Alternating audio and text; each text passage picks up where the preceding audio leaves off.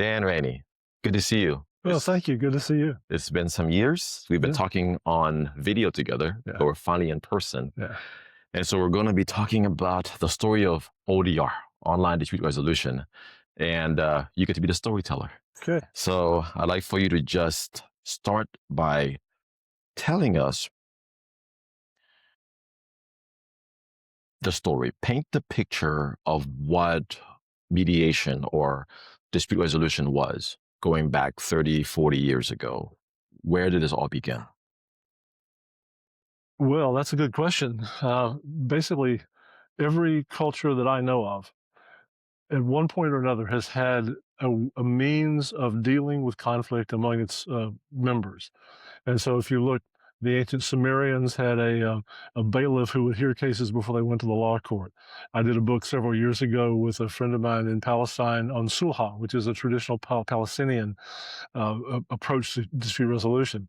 So everybody has always had a way to do dispute resolution, sometimes using wise elders, sometimes using other appointed officials, but it's always been sort of around. If you want to look at where mediation comes from as we really do it today in the U.S., what you're looking at is really in the mid 1990s, during the Gore Clinton, or I should say Clinton Gore administration, they started something called reinventing government. And part of that in the Department of Justice, which Al Gore was sort of spearheading, was the notion of using an alternative dispute resolution method instead of going to court with every issue. And so there was a push to say, okay, there's this thing called mediation that's out there, and you can do that instead of going to court. It's cheaper, it's faster, and more importantly, it leaves in the hands of the disputants the outcome of the dispute. And so instead of having a judge or an arbitrator say, this is what you have to do, in a mediation context, the parties maintain control. And so those two things together, the fact that there was a huge backlog in the courts, some way to go toward a quicker, fair resolution, and maintaining control by the parties, that's where our notion of ADR comes from, really, that we're dealing with today. And if you look back at, I think it's 1997, Getting to Yes was published. No, that's wrong. I'm sorry. 1981, Getting to Yes was published. And so you have an academic sort of venue that's moving toward dispute resolution, coupled with a government that's moving toward dispute resolution. And so the whole notion of ADR mediation comes out of that sort of mix from the early mid 80s through the mid 90s. And we're still kind of stuck with that as the way we think about dispute resolution, the way we think about mediation in the United States. Not the same all over the world. There is an academic study from several years ago that suggests that there are at least 50 different modes of mediation at work around the world. All of them work in context, and they're all kind of similar, but there are variations that are significant among the versions of mediation that you find around the world. What we practice here in the United States is really grows out of that mid 80s, mid 90s move toward mediation and alternative dispute resolution as an adjunct to the courts. So that's where we started, and really still sort of dominates the way we think about mediation today. Yes. Where does your story, interconnect into all of this from the early 90s to now? Well, actually, it goes back a little further than that. I was at George Mason University from 1978 through 1990. In 1981, the Center for Conflict Resolution was formed, and that's the first degree granting program in dispute resolution in the world.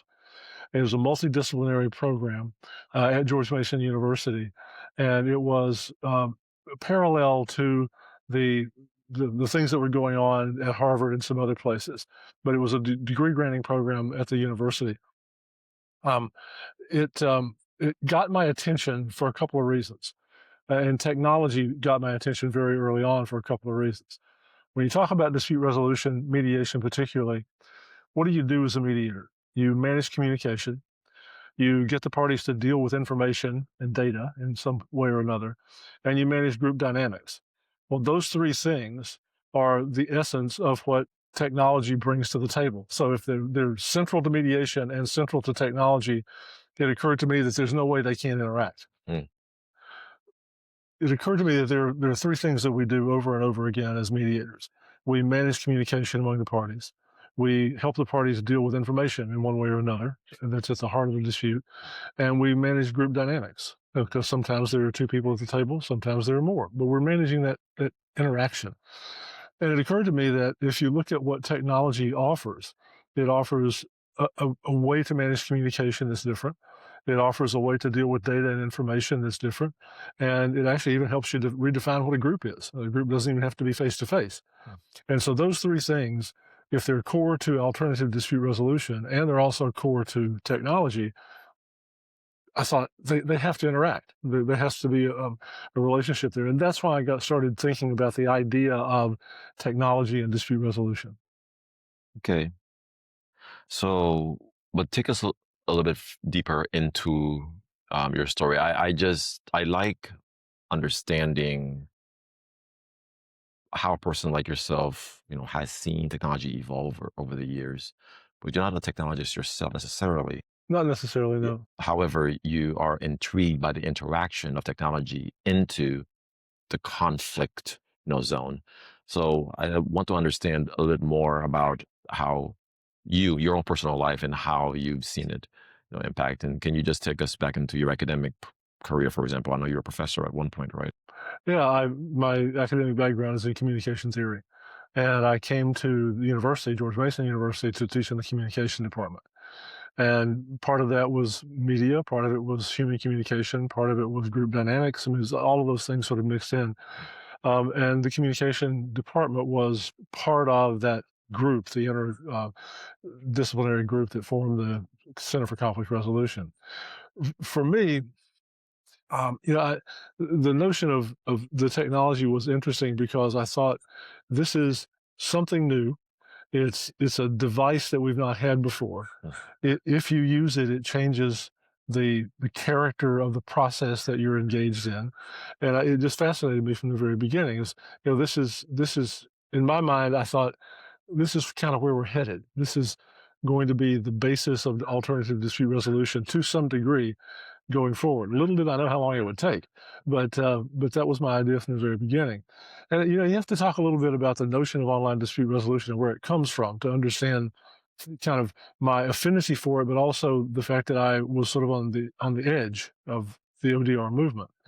Online dispute resolution as a term comes from a 1996 meeting of the National Center for um, Information Automated Information Research, NCAIR, 1996, in meeting in Washington, where they actually coined the term online dispute resolution. Okay. And what they were looking at was a very narrow range of dispute resolution. And what grew out of that was the ODR that was in e-commerce very early on.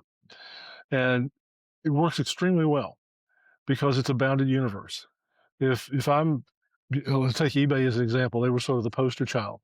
If you're a buyer and I'm a seller on eBay, and you're in Texas and I'm in Virginia, and something goes wrong, it's very difficult to deal with that in any way, really, because the amounts we're dealing with are probably so low that we're not going to go to court. And if we were going to go to court, where are we going to go to court? In Texas, in Virginia, how do we handle that? So with ODR in e-commerce, you can you can set up a dispute resolution system that doesn't rely on me traveling to you or you traveling to me, and it leaves the outcome in our hands. And so that's what they did. And in a bounded universe, as I said, it works extremely well. Yeah. There are only so many things that can go wrong. It didn't arrive. It was broken when I got it. It wasn't what you advertised. I mean, fairly small number of things. And there are a fairly small number of things I can do to make it right. I can give you a new one. I can give you money back. I can give you one like it. But again, it's a bounded universe. So I can set up an algorithm that asks you, what's your problem? Is it one of these? And that communicates with me and says, this is his problem. Are you willing to do one of these things to fix it? And if I say yes, we're done. By 2010, eBay was using that kind of system to handle 60 million disputes a year without a mediator ever touching it. So that's the origin of ODR. And it's one of the things that plagues ODR today is that people have in their mind, oh, it means we have to do it all online. Yeah. I was on the fringe of that because what I was looking at is how do you take what's essentially a face-to-face system and how do you integrate technology into it to do some of the functions that you have to fulfill as a mediator without having to go all online? And so that's kind of where I was. And so in 1997, I went to the National Mediation Board, and the reason they brought me on is they were looking for somebody who knew something about mediation, but also knew something about technology. And frankly, there were very few of us around at the time. And so that's why I was there in the first place. And so we were looking at how do you integrate technology into a very established mediation system without necessarily going cradle to grave online. Yes. So when we get to the technology aspect, you speak a lot in your writings about something called the fourth party. Yeah. And I'm not sure if it was you who coined it or if it was No. somebody else in the. Yeah, there was a book was published. The first book about online dispute resolution was published in 2000 or 2001, I forget which, by Ethan Cash and Janet Rifkin, called Resolving Disputes in Cyberspace. And they coined the term the fourth party. Pardon me. And what it means has been a matter of some debate. And I think Ethan and I agree about this. You can look at the notion of the fourth party as literally, instead of a third party, you have a fourth party who does everything. Yeah. But the way you really think about the fourth party that makes more sense is to say, okay, anytime you introduce technology in any sort into the mediation process, you have changed the dynamic of that process. So the fourth party is literally the technology, but it doesn't necessarily mean that the fourth party takes over completely. It simply means that it becomes a party at the table. So you have the primary parties, the third party, and the fourth party. And I'll give you a concrete example of what difference it makes. Um, when I'm operating face to face with keeping paper records and talking to people at the table and not being recorded, when we get to the end of that session, I can say, okay, I'm going to destroy all of my notes and I will not violate your confidence because I will not have records that anyone can find. And the only way that I would ever talk about this is if the court makes me talk about it, right? When I start using, especially a cloud computer, sharing documents, sending emails, and doing that sort of thing, when you use a cloud computer, what that means is you're using somebody else's computer and you don't have complete control of that. So I cannot say to the parties, I guarantee you that I will destroy all of my stuff and that it'll never come out in court, because you can go to the owner of the cloud server and try to get the information that way. You can have a technology expert go and try to retrieve things off of your computer. So even though it's not a radical change, it is a change. And that fourth party has made some difference in what you can tell the parties about your confidentiality promises.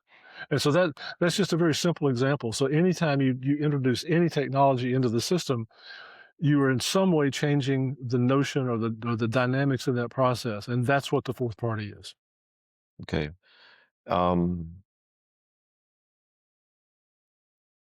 so currently, in your view, how can the use of technology enhance the capacity for creative outcomes and increase access to justice and dispute resolution?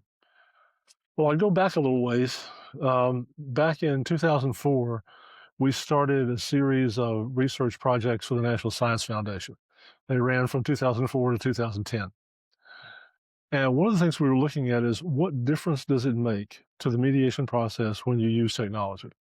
And after doing our due diligence in terms of the science, we said, okay, the thing we want to focus on is the brainstorming process, because you use that several times in a mediation.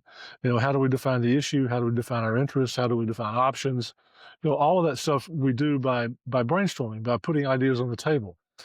And so we thought that's a central thing that you have to do, a central function that you have to do as a mediator. So our question was, what happens when you use technology to do that? So we used a little program that we wrote called Storm, rather, just Storm.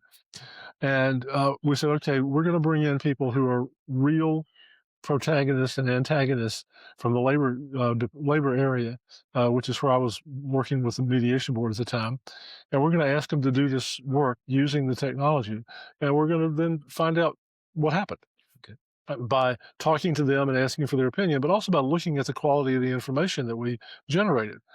And there were two findings that we had coming out of that research. One was, if we used an online brainstorming approach where someone could online, without having to be in the same room, with some anonymity, put ideas in, we got a lot more ideas than we did when we were talking around the table. And there are lots of reasons for that. We can go into the dynamics if you want, but we got a lot more stuff, which I thought was interesting. and we can show that. I mean, that's an outcome that we can actually demonstrate. An observation that we made that we couldn't actually scientifically identify, but which we believe very strongly, is that we got more creative ideas in that environment than we did when we were sitting around the table. Again, lots of reasons for that, but there were things that were suggested that we think would never have been suggested if we were sitting face to face at the table. So our conclusion was it increases the amount of information that you can deal with, but it also increases the creativity of the process. And we believed that. I still believe that.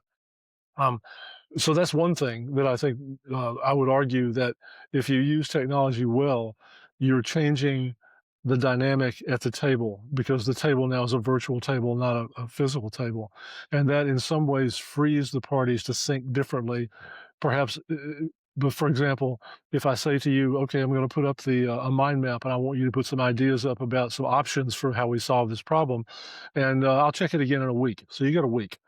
So instead of having to come up with something at the table, they can think about it, they can talk about it, they can mull it over, and they can put things up that they might not have thought about or might not have been willing to say at the table. So I think the very notion that the technology allows you to operate in a different way offers you the option, doesn't always work, but offers you the option of having a slightly more creative or in-depth response to the question that's in front of you.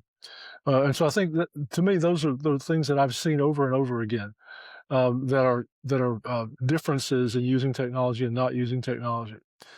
Another obvious thing is access to justice. Um, if you are poor, if you're living in the middle of nowhere, and if there are any of the things that limit your access to justice in our system, it is possible using technology to give you access in a way that you would not have access without the technology. And that to me is very important. It also is a matter of safety. If you do divorce mediation, you've probably run across a situation where one of the parties is being accused of bad behavior in the sense of physical abuse, and the other party may be very uncomfortable being in the same room talking about things. But if you can put that on a technology base so that they don't have to actually be in the room to face that person who's been abusing them, that's a whole different dynamic. It's if it doesn't do anything else, it makes the person who feels uncomfortable at least a little more comfortable because they're not physically confronting. So there's just a ton of ways that technology can positively affect the mediation process. So I've been talking about mediation in the sense that most people probably run into it, which is people sitting across the table dealing with a particular issue, whether it's a divorce mediation, family mediation, business partners with a problem, whatever. But it also occurs in international relations and peace building. And I'll give you an example that parallels the idea of creating a safe space for one of the partners in a divorce mediation. Back in the 80s and 90s, there was a protracted conflict in Sri Lanka.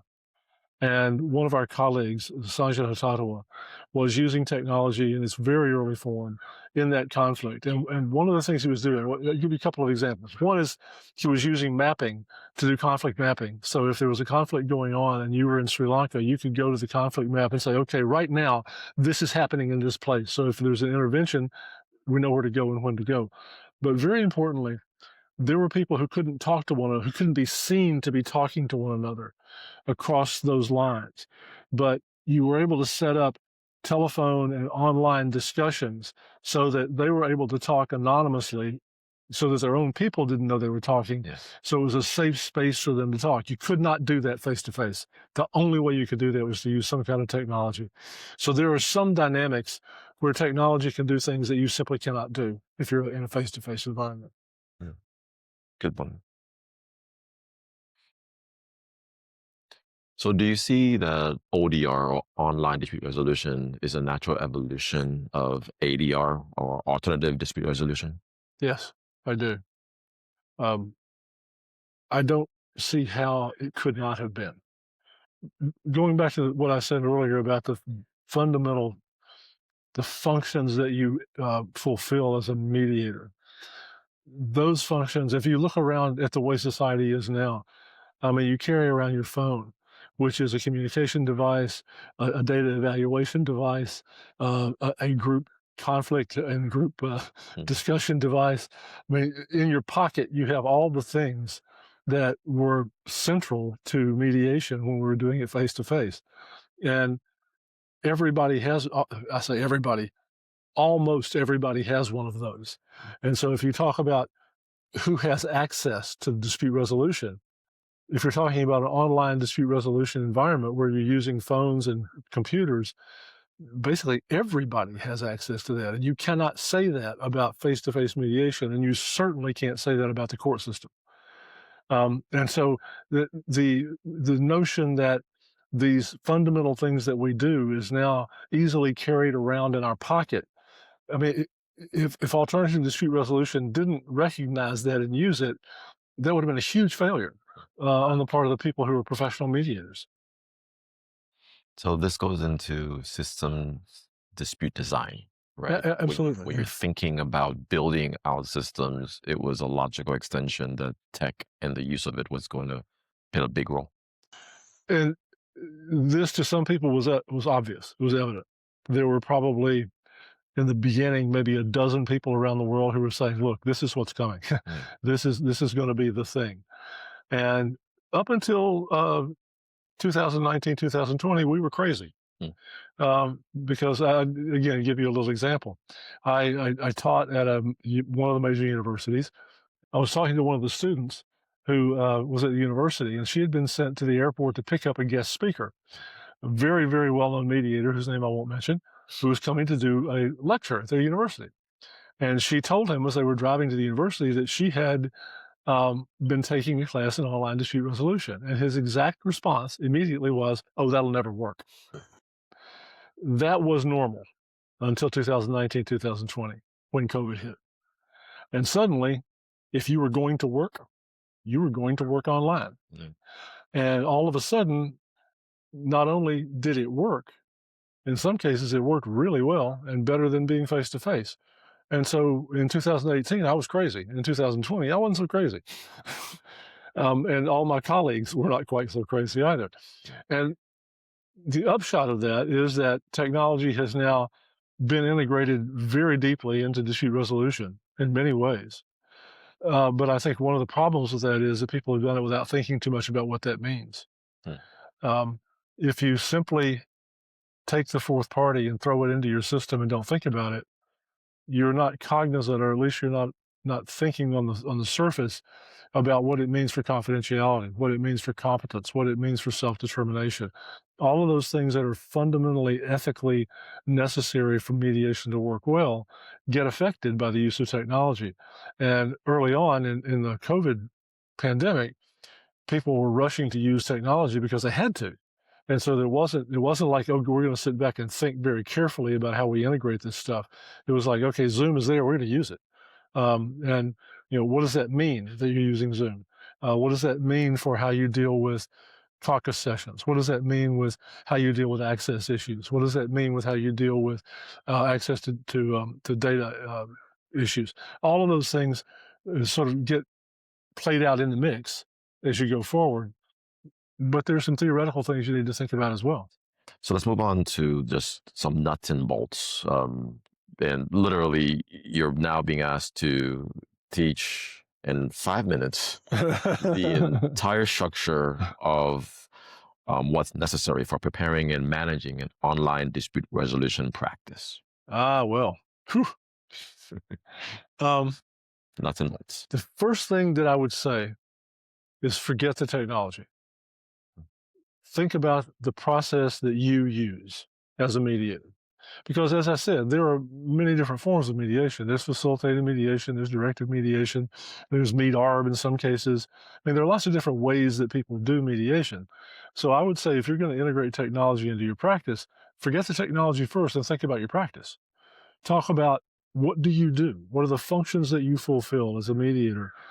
And once you know that, once you have that map in front of you, then you can say, oh, okay, I know some technology that helps me do that. And the technology can help me do that. And technology can help me do that. Doesn't help me so much over here. Right? So you can integrate the technology intelligently into a process that you yourself understand. So that's the first thing. Second thing I would say is wherever you happen to be, go look at the standards of practice for mediation in the area that you work. They're going to be very similar across all of the venues, but there are some differences. So go to the place where you practice, look at the standards of practice, and ask yourself, okay, if I'm using technology, how does that affect each of the standards of practice in my area? So, self-determination, which is about as close to being a universal as you get in mediation around the world. How does it affect self-determination? Well, self-determination, sometimes people think of it only as, oh, you get to say yes or no to the agreement at the end. But self-determination starts when I agree that I'm going to come into the process with you. It continues when I stay in the process instead of telling you to take a hike. And it concludes when I say, yes, I'm willing to take that resolution. And so if I'm going to use technology, part of my duty as a mediator is to know enough about the technology I'm going to use that I can explain what I'm going to do and what I'm going to use to my parties in a way that lets them make an informed choice about whether they join me in that virtual room, right? Because if I don't explain to them in a way they understand what the technology means to them, then they're saying, yeah, I'll let you mediate without really knowing what you mean by that. So that's the first thing is the self-determination is your ability to be smart enough, not smart enough is not the right word, is your ability to be uh, uh, active enough, proactive enough to say, okay, if I'm going to use Zoom or if I'm going to use Google Docs or if I'm going to use email or if I'm going to use next level mediation or whatever it is, I'm going to investigate that enough so that I understand how it works, so that I understand what's going on with that technology. And I'm going to think about how I explain that to my parties in a way that they will understand. So when they say, yeah, we'll use that, they understand what they're saying yes to. For, first thing right out of the Yep. box. And so to me, that's half the battle there. Because if you really understand the technology that you're thinking about using, it will suggest to you those things that you need to be wary of and things that you need to do almost without thinking. And the other thing that I would say to somebody who's thinking about using technology is don't ever use technology with your parties that you haven't thoroughly understood yourself in terms of its use. And there's a phrase in investment and entrepreneurship called friends, families, and fools. That where do you go for money when you have a great idea? You go to friends, family, and fools. Mm. Well, do the same thing with your technology. If I'm going to use an online brainstorming tool, I want to go to my family and say, okay, guys, we're going to brainstorm what to have for dinner next week. I want you to touch this. I want to be able to manage this process with somebody where there is absolutely zero risk. And if I can do that, two things happen. One is I know that when I get in front of my parties, I'm going to be able to explain it to them and use it with them in a way that doesn't do any damage, right? But the other thing is I I now have a way to put my attention on my parties and not on my technology. If I become adept at using the technology, I've only got so much attention. I can pay attention to what you're telling me as a party, or I can pay attention to dealing with the technology. One way to deal with that is to have a co-mediator who's doing the technology work. But the other way is to be very comfortable with the technology so that I don't have to worry about futzing with the technology. What I can do is listen to what you're saying, and the technology then becomes part of my communication process as opposed to this other thing that I have to manage all the time. So those are, I think, extremely important things to look at. Other things that I would tell people who are thinking about using technology, um, do a risk analysis, a risk benefit analysis of using technology. And what I mean by that is this. In any technology that you use, there is a risk that the information that you're dealing with may be seen by somebody who shouldn't see it, or that there could be some damage that's done by that information being handled in that technology. So if the risk is high, then you look at the damage. Um, if the damage is, it's not secret, I don't care if it's on the front page of the paper tomorrow, then you don't worry about it. If it's proprietary information that would be very harmful if it got out, if it's high risk and high damage, don't do it. Yeah. Right? Maybe you use FedEx and send it, hard copy, but do something that's safer. And the thing that we use without thinking about it that's a problem sometimes is email. Um, Email is one of the easiest things to misuse. I would almost guarantee that most of the people who listen to this have sent an email to somebody they shouldn't have sent it to. And I would almost guarantee that those people have also received an email they shouldn't have received. And that's not because there's any malintent. It's because it's just really easy to do that. And so if I'm thinking about using email to send proprietary information that would be really damaging if it got out, I ought to rethink that. And I ought to talk to my parties about that. And so maybe we use an encrypted email server, like, I don't know, there are a couple of them out there. Or maybe I don't use that at all. Maybe I use an encrypted document sharing program that's more secure. Or maybe I decide I don't even want to use technology at all. I want to do it in hard copy. But that notion of the risk damage assessment goes back to this notion of understanding the technology and trying to fit that to the parties that you're dealing with in the context of their dispute. Understand. It's a couple more points. So let's talk about governance of ODR. Can you take us back and just repurpose some of what you've said, but within the context of the regulations and the authorities? Because the government's always played a role in conflict resolution. Anytime you want to have a judgment on a mediation agreement, you have to have the courts involved. And so with the courts comes court rules and procedures that the states lay out. But talk to us about just regulation and governance in this space. Sure. Well, there are two tracks of regulation and governance. One track is the Wild West. You can hang out your shingle as a mediator with no certification, no training, no nothing, and call yourself a mediator. And if people are willing to come to you and work with you, then you can do mediation. I have never been certified by anyone, but I've been doing this work since the 80s. um, uh, so that's one thing. We've never legislatively developed a control system for mediation. And so it's out there. And so retired judges can do it, attorneys can do it, non-attorneys can do it, clowns can do it. It doesn't really matter. Anybody can do it, unless it's associated with a court. And that's where the governance and regulation has really been born. I'll just use my home state of Virginia as an example. If I want to do mediation for court-referred mediation in the state of Virginia, I have to be certified by the Supreme Court of Virginia. There is a set of training that I have to go through, some co-mediation that I have to do. There's a set of standards I have to abide by. There's a process that can be used if I violate those standards. So all of that stuff is there, but it only applies to court-referred mediation. If I'm working outside the courts, I don't have to pay attention to any of that. And so I'm not sure Virginia was the first state to do certification of mediators for the courts, but it was one of the earliest. And it has served as a template, if you will, for other states. And I think now, as far as I know, every state has its own set of certifications, but they're all through the state Supreme Court or some other body like the state Supreme Court.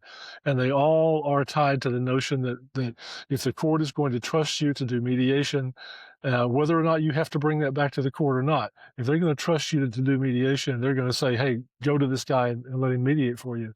Then there's a certification process that you have to go through that guarantees that you've at least had some exposure to proper procedures. It's the notion of competence. It's a very tricky one. I don't know how many mediations you've done. A 1,000? 1,000? I wouldn't say 1,000. Well, I'm relatively young on that, but I've lost count, certainly. hundreds? And yeah. All right, so you've done hundreds of mediations. Does that mean you're competent? And you could have done them badly. Correct. Right? And so the idea of what it takes to be a competent mediator is very fluid. And when you add technology to the mix, it becomes even more fluid. And we don't really have a good set of guidelines about what competence means. There are some out there. The National Center for Technology and Dispute Resolution and the International Council for Online Dispute Resolution has published some standards, but they're general enough that they cover a lot of different kinds of mediation. And so this idea of competence is a very, very interesting one. And I'm not sure how to deal with it other than to say, well, training and co-mediation with somebody who's experienced. I mean, those things make sense. And I'm not saying that mediators who go through, they're not competent. What I'm saying is that it's a difficult concept to really nail down and say, okay, when you've done A, B, and C, you're now competent. It is possible to be a very competent mediator in one situation and have that competence in that situation not work for you in another situation. Um, Thorstein Veblen called it trained incapacity.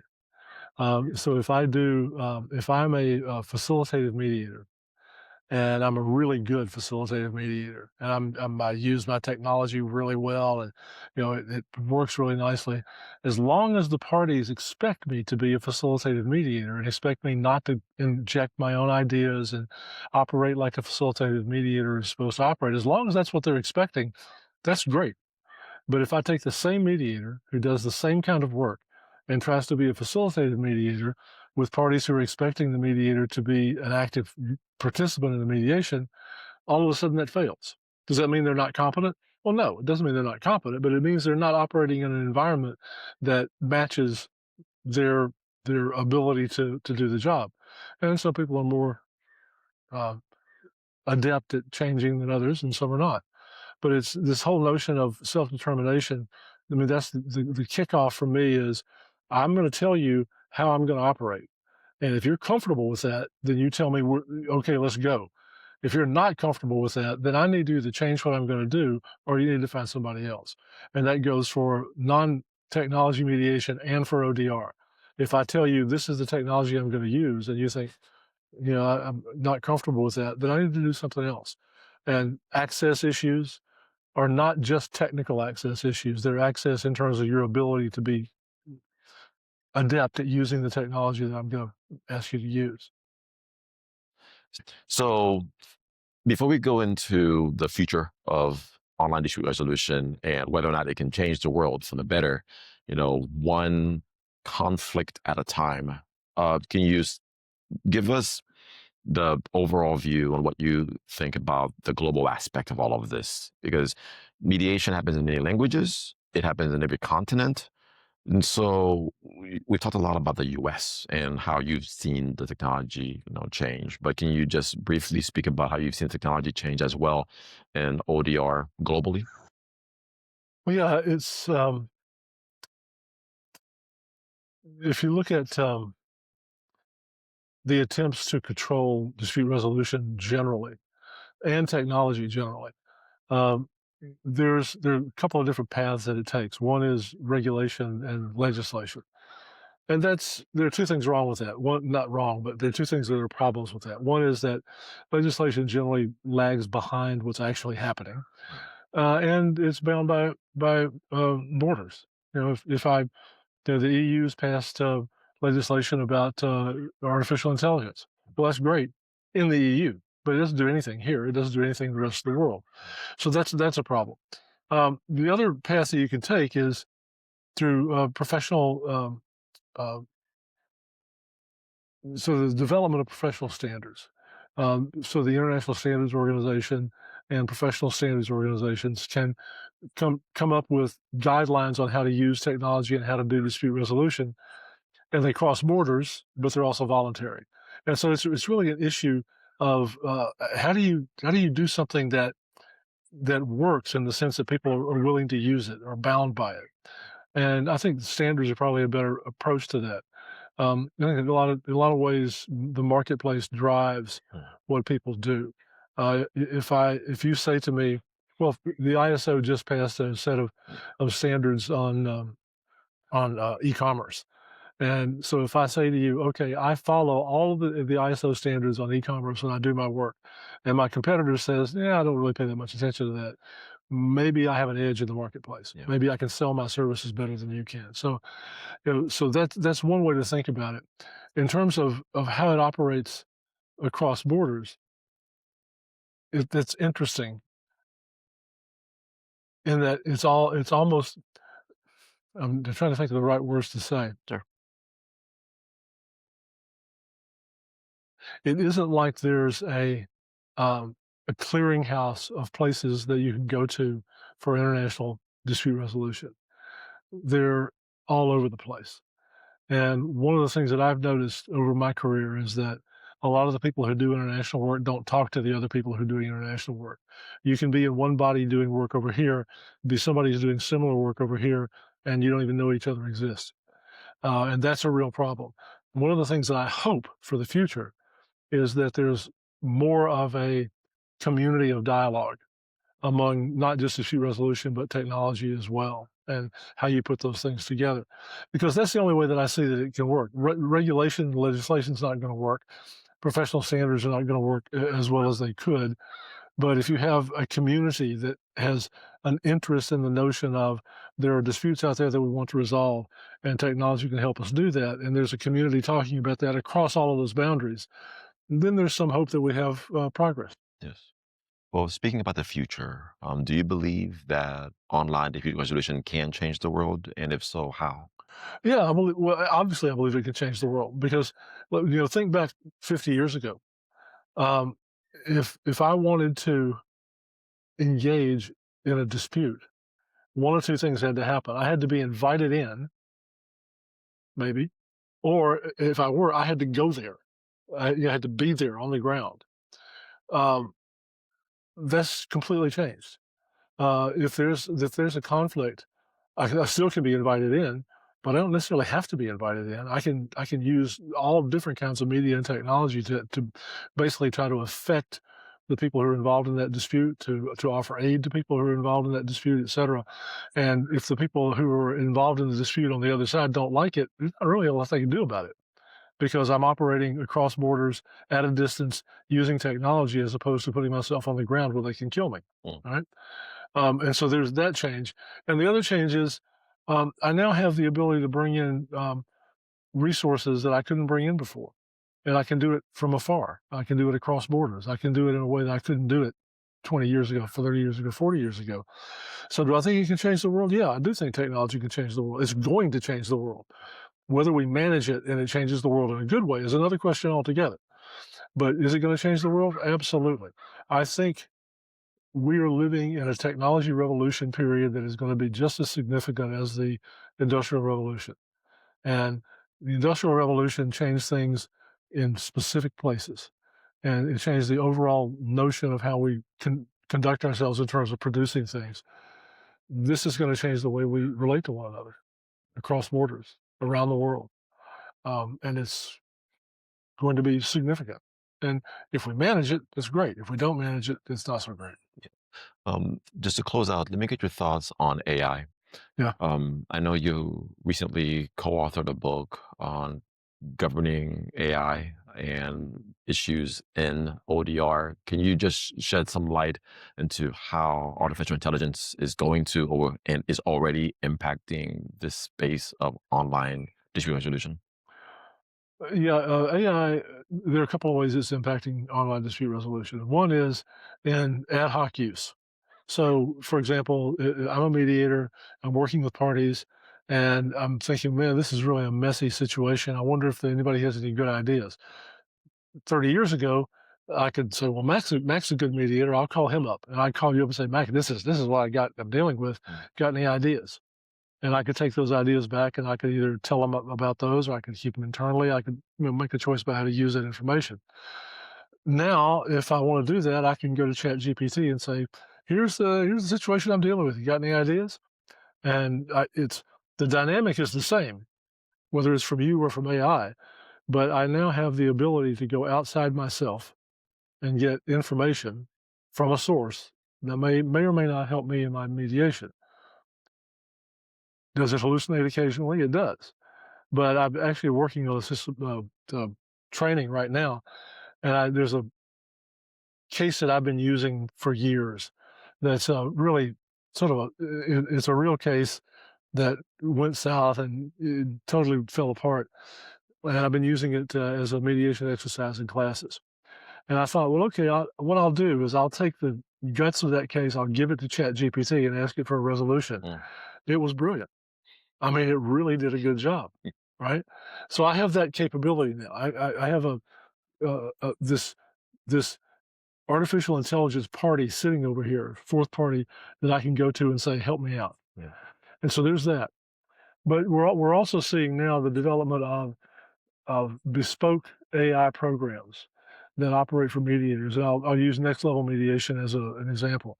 It will do everything from your intake and scheduling to helping you decide how to do an opening poll for the parties to see what the issues are. It will manage communication for you in terms of email traffic between the parties. It will give you suggested outcomes, but it will do the whole thing. And it sits there on the side, made for mediation.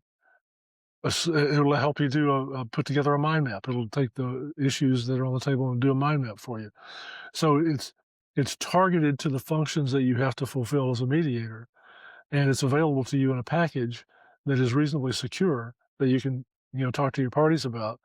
And so I've either, as a mediator now, I have a choice. I can either go myself to Chat GPT or some other AI and use that, whether it's for intake or whatever, or I can buy a package that gives me the whole thing. And I think we're going to see more of that. And I think I agree with most of the tech gurus about what's going to happen in terms of technology. We're going to see an explosion of options. And in a fairly short time, that explosion of options is going to collapse into two or three that dominate the market. Because that's what's happened with every technology we've had so far. We're in the explosion part right now. We're probably 4 or 5 years away from the collapse part. But no matter what, at the end of all of that, what you're going to have are some very sophisticated products that literally target the basic functions that you have to fulfill as a mediator that you can choose to use or not use, that you can choose to disclose to your parties or not disclose to your parties, but they become available. And I think there's no way that's not going to change the way we work. Absolutely. Okay. Well, Dan, Rainey, thank you so much for Yeah, this conversation. And trying to think if there's any other like it's all right. the I've used a phrase like making mediation, popularizing mediation, Mhm. and um, for the masses. Okay, like making mediation something that's sexy that people turn to as a first option rather than just pick the phone up and call a lawyer because people are in conflict. That's what we've been programmed to do. I just wanted to get your thoughts on how do we take this whole discussion from an academic, thing and make it so that the regular person on the ground, when they have a conflict in their personal life, first one knows that this option exists, and then two decide that it's actually a serious alternative. That's why it's called ADR, right? It's an alternative that is there, but people take it seriously. They don't have to be court ordered to use it. Can you just share some words of wisdom on how does a regular person, get into mediation as a solution for their personal problem? First thing I would say is awareness. Um, Basically, everybody knows that if they have an issue, a conflict, they could go to court. 70% or more of the people who have a conflict that would be admissible in court never even talk to a lawyer. Hmm. 70%. So only 30% even approach a lawyer, and a very small number of those ever actually go to court. Why is that? Um, I I was dealing years ago with a musical group, and we were talking about intellectual property. And I mentioned something about doing something to let them in the future if they had a problem, it would be something they could litigate. And the guy looked at me and he said, "Oh no, the courts are where guys with money go to screw guys like me." Hmm. And that I think is just a capsule statement of the way many people feel about courts. You know, I don't have a lot of money. I can't afford a high priced lawyer. I'm going to go to court, and this guy who's got more money than I have is going to shaft me in court. And so I don't go. I don't talk to anybody about it. And so the huge hump that you have to overcome is to say, okay, there is a place you can go that doesn't cost you a lot of money, where you maintain control of the outcome, where you can actually have a say in what happens. So somebody's not making a decision for you. And the problem is that we don't do a very good job of letting people know that exists. There are community mediation centers, but they tend to do court referred mediation. They tend to do divorce mediation where attorneys bring the cases in. We don't do a very good job of going out and saying to the guy who just lives down the corner, Hey, when the tree falls on your car from the guy next door, instead of suing each other, you can go to mediation. We just don't do that very well. And one of the reasons we don't do it very well is there are not a lot of those practices out there. Yep. Most of the practices that I know of, anyway, are either in some way tied to court mediation or they're tied to some system, either a law firm or some other system that feeds cases into them. They're not, you know, people up and down the street here wouldn't know they exist. And if they did know they exist, they wouldn't assume that they were welcome there. And so if we're going to make it something for the masses, two things we got to overcome. We got to have people who are willing to do those kind of practices, and we got to find a way to let people know those practices exist. And we're not doing a very good job of either one of those right now. Yeah. Well, that's what this documentary is all about. It's to popularize it so that people can know. All right. Thank you so much. Yeah. Appreciate it, man.